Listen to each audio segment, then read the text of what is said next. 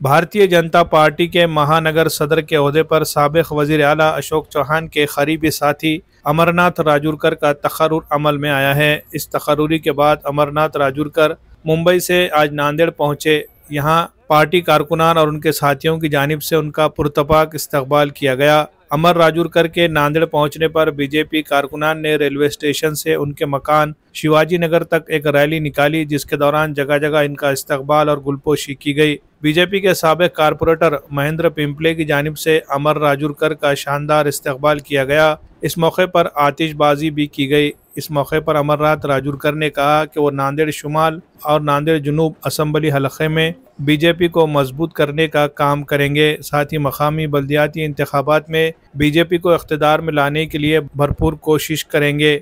BJP कारकुनान ने इस मौके को पार्टी के लिए एक अहम करार दिया और अमर राजूरकर की क़यादत में पार्टी को नई बुलंदियों तक ले जाने की उम्मीद जाहिर की।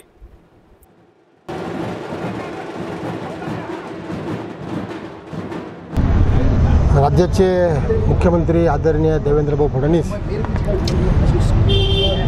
राज्याचे महसूल मंत्री तथा प्रदेशाध्यक्ष चंद्रशेखरजी बावनकुळे, राज्याचे कार्याध्यक्ष रवींद्र चव्हाण साहेब, राज्याचे माजी मुख्यमंत्री तथा खासदार अशोकरावजी चव्हाण साहेब यांच्या सर्वांच्या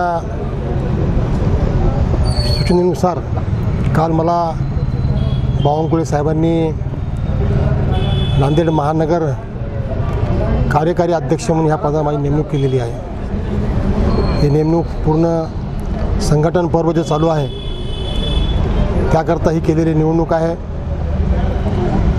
येणाऱ्या काळामध्ये होणारी आमची नोंदणी नांदेड उत्तर आणि दक्षिणमध्ये तो महानगरचा भाग आहे आमचा, जास्तीत जास्त व्हावी याकरता माझी नेमणूक केलेली आहे।